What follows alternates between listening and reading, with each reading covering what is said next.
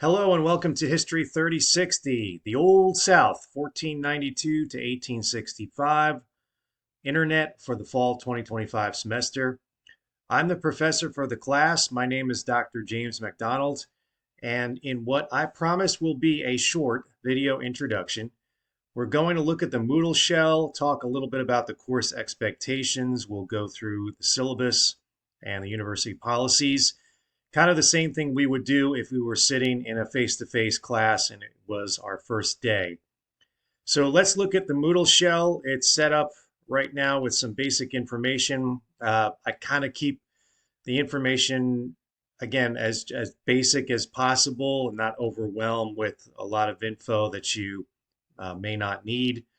But certainly you'll find the course syllabus in the first grouping of the general information for the class. The university policies are there as well. And then we'll get into the first week of assignments. This is a structured class where you have assignments every week, whether it be a discussion or reading, exams. And we'll talk about some of the details as we get into the syllabus itself, which is right here. Okay, my information is there. I'm in Kaiser Hall, 347C. If you want to visit, you should probably email me ahead of time. And email is probably the way that you'll be contacting me. Just make sure you spell my name correctly. It is M-A-C, MacDonald. And in the email, please put what class you are in. You can use the very underutilized subject line of the email, Old South 3060. Just identify yourself, and that's a good way to get your email answered. Because if you don't and just say, hey, I'm in your history class. Great, young scholar. I don't know, this week between 7 and 8. So that's not going to help a lot.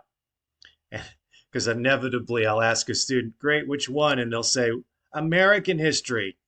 And at that point, I'll start pulling the very limited amount of hair that I have left on my head and wondering which American history class. So to make a short story long, as I sometimes do, put the section number somewhere, even in the body of the email if you want to do that. And that's a good rule for communicating with all your professors.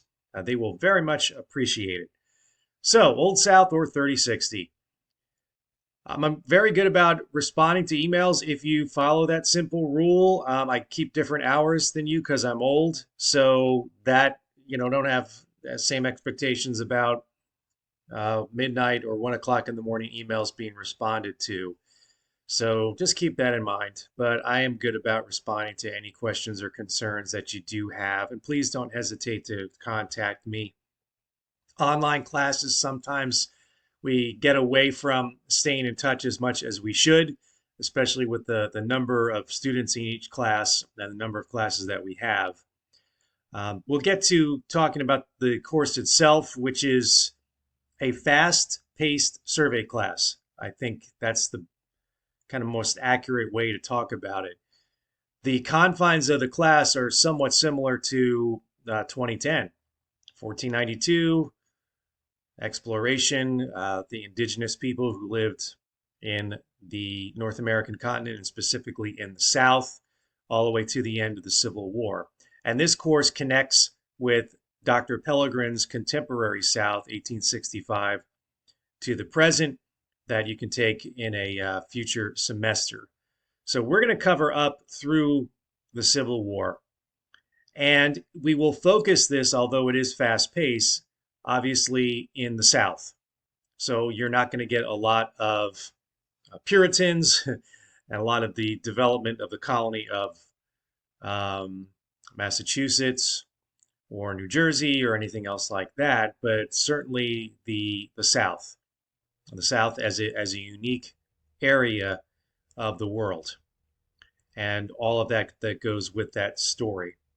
So we have the student learning outcomes, often called SLOs, that are there. You can read them. I'm not going to read the syllabus out loud, but there are some critical skill sets that we want you to enhance and learn and to use in other classes going forward. You're going to analyze, you're going to apply those lessons in reading and in primary source documents and in a response paper that you have and exams. So everything we want you to get out of the class is connected to skill sets that you can get from the discipline of history. The textbook and the required readings, there are two. You're going to be using Professor Cooper's American South. So that is an ebook you should be able to get, find an email that gets you into your own library. That changes almost every semester, it seems, about where that email originates from. But those two books were chosen ahead of time, and so you should be able to utilize them that way. We are going to be reading a good portion of Professor Cooper's book, and I know often that textbooks are kind of like as dry as a saltine, but this one's pretty good. It is a synthesis, meaning Professor Cooper takes some of the latest scholarship and combines it into a narrative approach, a story in each chapter, which is mostly chronological with some areas of just kind of thematic treatment of what's happening in the colonial South and in the American South before the Civil War. The second book by Professor Bolton, among others, is The Confessions of Edward Isham, who was a gentleman who lived in Georgia and in the decades before the Civil War. So you have a narrative along with some critical essays, and that gives you the best of both worlds. It will familiarize you with a primary source document and at the same time talk about how that life is discussed and written about in different settings by different academics, which is what you'll need to learn going forward in whatever you do. Reading comprehension, good writing is all important in whatever line of work or whatever vocation you're going to follow later in life. The other part of the reading is going to be linked in Moodle. Throughout the course of the semester, we're going to have primary source exercises, and they will be in the form of discussions, 5 of them in the course of the semester. And they will be from, again, primary source documents, meaning they were those that were written at the time by people who lived through it. Secondary sources, obviously, are if you pick up a book that's a biography of John Smith, written by someone in the 20th or 21st century, as opposed to John Smith, who's connected with Jamestown and his actual entry and journal. And of course, with all of those different kinds of sources, you're going to become familiar with bias and their own point of view. All right, let's scroll further down. The evaluation of the class as far as your grade is based on 3 exams. They will be given obviously online. They're multiple choice questions based on the reading. You have 3 of them, 2 of them during the semester, and the third happens during finals week. It is a non-comprehensive third exam, so you're not reviewing a whole semester at the end of the semester. Document analysis, there are 5 of them, so they're 20 points or 20% of your grade each, and they account for a fifth of your grade. And you will have a short response paper on the Edward Isham book. So I'll give you the assignment for that way ahead of time. And when you're reading the Isham book, we're going to scale back the reading in the textbook, knowing that you're reading primarily the Isham book. So again, 2 books and some primary source documents are not an overwhelming amount of work to do, an overwhelming amount of reading. So I think it's pretty fair for this level class. Class attendance, you can read that. Essentially, you need to check in. Basically, when you log in, that counts as attendance. I will be able to see those logs. Sometimes it's forgotten by students, especially when they say that I didn't know we had the exam, and then you check over the weekend and you see that students have actually logged in and looked at the exam, but just never started it. So, attendance online is basically looking at the class in some capacity.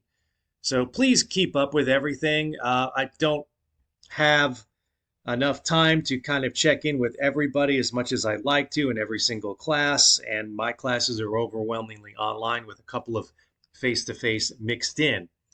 So keep up with the work and you will do fine. This is a class designed for you to succeed. The assessments, as mentioned, are 3 exams. The exams, I'll go through them one at a time. The first will be open on Friday and close on Sunday, so you'll have several days to complete it. The second exam is open over fall break, and so we're kind of stretching out the due date for it. It is a time exam. It is not proctored. It is not proctored, but it is timed. So looking up answers as you go along is going to be very, very difficult to do. Exam 3 will essentially take place during finals week. They start Saturday, so let's finish it up as soon as possible. That's kind of my philosophy. So in these responses for the primary source, you're going to have to, in your own words, answer them in 200 words. They are going to be due at the end of the day on Friday. The due dates are all there on Moodle. There'll be a 2 to 3 page response paper on the Isham book. Again, I will post on Moodle the question instead of just saying, review it, which is like a book report. I like the book and I don't care. I want you to answer a specific question or questions or a choice of a question. And you'll see that ahead of time in Moodle. So the last part of the syllabus are the topics and the calendar of activities along with the assignment dates. You can see that the discussions are there on the syllabus, so you can consult that anytime you want. 1 week will be open at a time in Moodle. So it's your responsibility to keep up with these assignments. That's essentially the syllabus. What I did do in Moodle is make sure that all of the university policies are placed up here. Let's just make sure I've got them ready. There we go. That you can find here. Any resources or any other questions that you might have. Sometimes you see them in the syllabus. I've kind of made them a separate part connected to Moodle. I'll briefly say something about AI. AI is going to kill all of us. No, just kidding. It's just an old joke about way back time about AI and all those things are things controlling the humans. But anyway, the AI assignments, if you are told to use it in a class, use it. It is somewhat, as far as a resource, something that can benefit us. But I will say in this class, do not use AI. So you're going to answer things in your own words. You're going to use Turnitin for your assignments. And so with that in mind, we can check these things that AI was used. There are AI, obviously, web pages and resources, but there are also ways to check AI. So complete the work in your own words. That's my general, simple rule for that. You'll also find any resources that you need to consult on this section of Moodle, including class attendance, which is kind of redundant with the syllabus. And so that is posted on Moodle itself. So we'll go back to Moodle because we want to look at the course shell. Here we go. Okay, week 1. You've got the first chapter of the textbook. You have a discussion due at the end of the week. It is not connected to the textbook. So if any textbook issues, which shouldn't happen because they're all basically electronic now, you need to look at this resource and you need to specifically focus in on a given section of it. It looks like you're going to be reading the first 18 or so paragraphs. I know you have to count all those out. And in your own words, answer the following question. Again, in your own words, 200 words. Spelling and all that stuff counts. Treat it seriously. And every week I'll also put a things to think about section. So kind of an outline of your guided reading as you go through. So when you get into week 2, you'll have another chapter to read and you'll have another things to think about. I don't like to call them study guides, so things to think about. And then week 3, you've got another discussion. So I'm going to open them up 1 week at a time. Then we get to week 4, and you have your first exam, which will open from Friday to Sunday. Very straightforward. It's timed for that, so you can't take it any earlier. The classes also open 1 week at a time. Not kind of a free-for-all. So again, I promised this would be brief, and I'm watching the counter of my video go towards the time limit. So I will say, welcome to the class. I hope you enjoy it. And if you have any questions, concerns, or anything else you need to contact me, please don't hesitate to do so.